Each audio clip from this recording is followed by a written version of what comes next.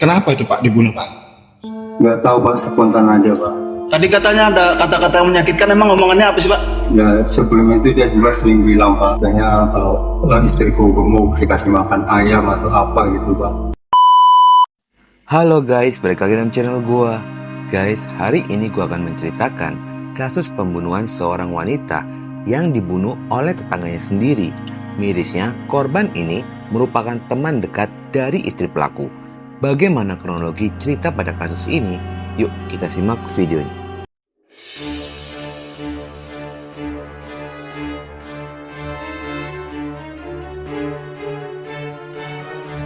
Kasus ini bermula dari seorang wanita cantik bernama Freni Astriani berusia 29 tahun.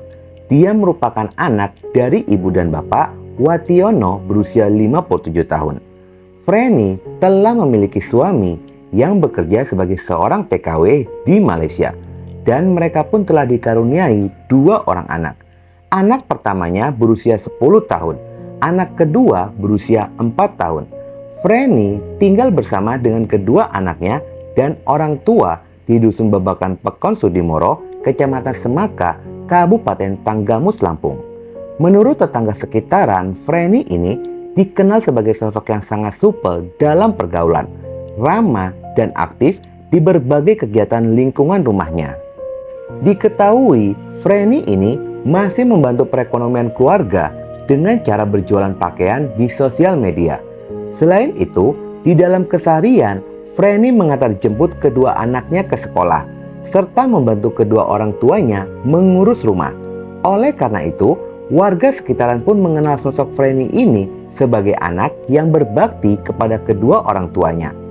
Hari demi hari pun telah dilewati seperti biasa, dan kesehariannya pun berjalan baik-baik saja.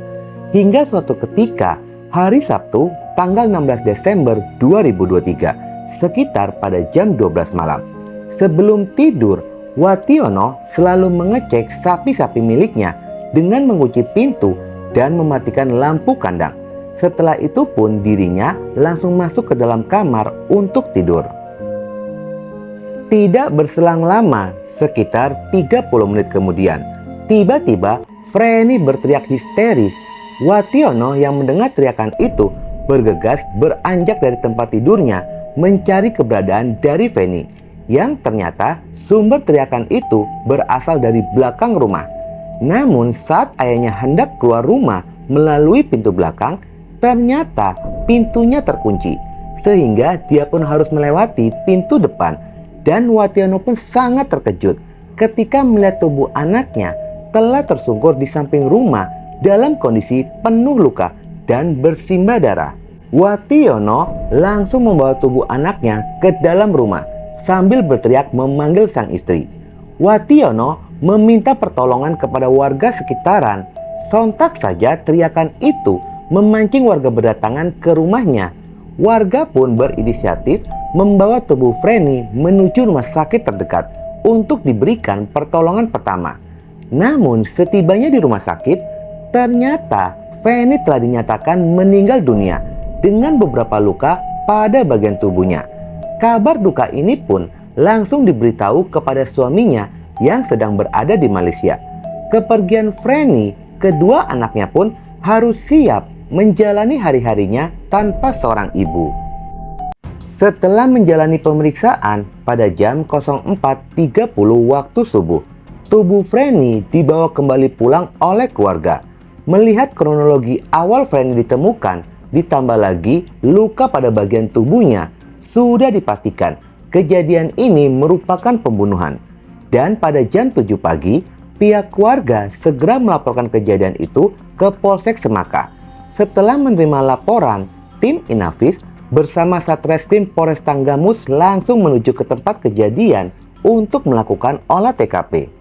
Namun saat polisi melakukan olah TKP, polisi sedikit mengalami kesulitan untuk mengungkap kasus pembunuhan ini, dikarenakan kondisi dari lokasi kejadian sudah bersih.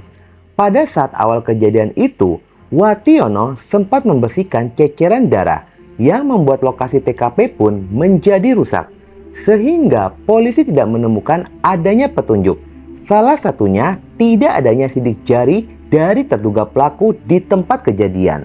Di lokasi kejadian, polisi hanya menemukan adanya sebuah batu yang berukuran cukup besar. Didapati adanya bercak darah. Di saat olah TKP itu sedang berjalan, polisi mendapatkan informasi dari orang tua korban di mana ada satu batang kayu yang biasa digunakan untuk mengganjal pintu belakang ternyata hilang. Selain itu, ponsel yang biasa digunakan oleh Frenny pun tidak ditemukan. Setelah dilakukan pencarian, kayu tersebut pun ditemukan berada di dalam sumur. Dan setelah diambil kayu itu dari dalam sumur, polisi menemukan adanya 2 helai rambut yang tersangkut pada kayu. 2 helai rambut itu pun segera dikirim ke Lab 4 untuk diselidiki. Dengan ditemukannya kayu tersebut, pihak kepolisian pun menduga jika terduga pelaku kejahatan telah melakukan pembunuhan kepada Frenny menggunakan kayu itu. Guna kepentingan penyelidikan, tubuh Frenny dibawa ke Rumah Sakit Bayangkara untuk dilakukan visum. Sambil menunggu hasil visum, polisi pun terus melakukan penyelidikan. Hingga pada keesokan harinya, hasil visum menyatakan jika korban Frenny mengalami beberapa luka pada bagian leher, punggung, dan kepala yang disebabkan oleh benda tumpul. Dari keterangan hasil visum tersebut menguatkan dugaan polisi jika korban dibunuh dengan cara dipukul menggunakan kayu yang biasa untuk mengganjal pintu. Pihak kepolisian terus bergerak mendalami kasus ini dan setelah 4 hari melakukan penyelidikan, didukung oleh saksi ataupun barang bukti yang berhasil dikumpulkan oleh polisi. Akhirnya pihak kepolisian pun berhasil mengkerucutkan pada satu nama terduga pelaku pembunuhan. Belum sempat polisi melakukan penangkapan, tiba-tiba datanglah seorang pria bernama Muflihuddin alias Timin berusia 41 tahun. Pria ini datang ke Polsek Wonosobo untuk menyerahkan diri yang diantar tokoh masyarakat setempat. Diketahui Timin ini merupakan tetangga dari korban yang hanya tinggal berjarak 50 meter dari rumahnya. Setelah diinterogasi oleh polisi, didapati pengakuan dari pelaku yang cukup mengejutkan. Pelaku mengaku jika dirinya memiliki hubungan gelap dengan korban. Padahal pelaku ini sudah memiliki istri dan anak. Bahkan Frenny dan istri pelaku merupakan teman dekat. Timin mengaku sudah lama menjalin hubungan gelap dengan korban. Bahkan mereka sering melakukan perzinahan. Korban dan pelaku hanya bertemu pada saat malam hari saja setelah istri dari pelaku tertidur. Selain itu, Timin juga mengaku sering memberikan uang kepada korban dan begitupun sebaliknya, korban pun sering memberikan uang kepada pelaku. Motif pada pembunuhan ini, Timin merasa sakit hati dikarenakan Frenny menghina istri dan anaknya dengan perkataan yang tidak pantas. Menurut keterangan Timin, kejadian ini bermula pada hari Sabtu, tanggal 16 Desember 2023, malam harinya. Timin mengajak janjian Frenny melalui telepon untuk bertemu di samping rumahnya. Setelah itu, Timin pun bergegas menuju rumah korban dengan berjalan kaki. Pak, informasinya istri Bapak dengan korban itu akrab ya? Teman, Pak. Dan dia mengetahui hubungan Bapak dengan tidak, Pak. Setibanya di sana, mereka pun berbincang-bincang seperti biasa.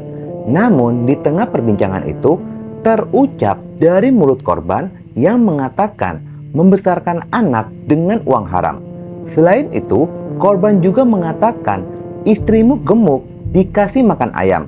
Entah sengaja atau tidak, ucapan itu terlontar dari mulut korban yang membuat pelaku sangat tersinggung.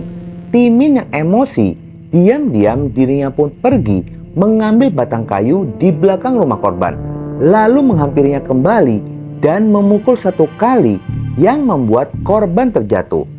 Pelaku kembali memukulinya sebanyak 10 kali pada bagian kepala, leher, dan punggung yang menyebabkan korban meninggal dunia akibat luka serius pada bagian kepala belakangnya. Setelah melihat korban tidak bernyawa, pelaku bergegas membuang barang bukti kayu ke dalam sumur belakang rumah. Sementara ponsel milik Freni dibuang ke dalam aliran sungai Semaka. Setelah itu, pelaku pun pulang ke rumahnya untuk membersihkan pakaian yang terkena bercak darah. Mirisnya, pelaku Timin sempat bersandiwara membantu mengurus jenazah korban, lalu mengikuti proses pemakaman dan ikut dalam takziah di malam pertama. Setelahnya, pelaku Timin pun melarikan diri ke rumah mertua, hingga pada akhirnya dirinya memutuskan untuk menyerahkan diri kepada pihak kepolisian setelah mendapat dorongan dari sang istri dan keluarga.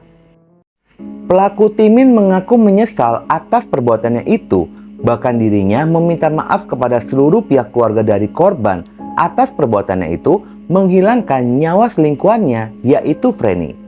Tubuh korban Freni telah dikembalikan kepada pihak keluarga dan dikebumikan di salah satu TPU Dusun Babakan Pekon Sudimoro. Atas perbuatannya itu, untuk sementara pelaku dikenakan pasal pembunuhan tidak berencana dengan ancaman hukuman 15 tahun penjara. Guys, kejadian ini merupakan salah satu contoh jika perzinahan dan perselingkuhan merupakan sumber petaka. Suami pergi mencari nafkah, istrinya berselingkuh. Semoga kalian menghindari dan menjaga diri kalian dari perbuatan zina, karena itu adalah sumber petaka. Oke guys, sekian dulu video gua hari ini, dan jangan lupa ikuti terus video gua. Oke?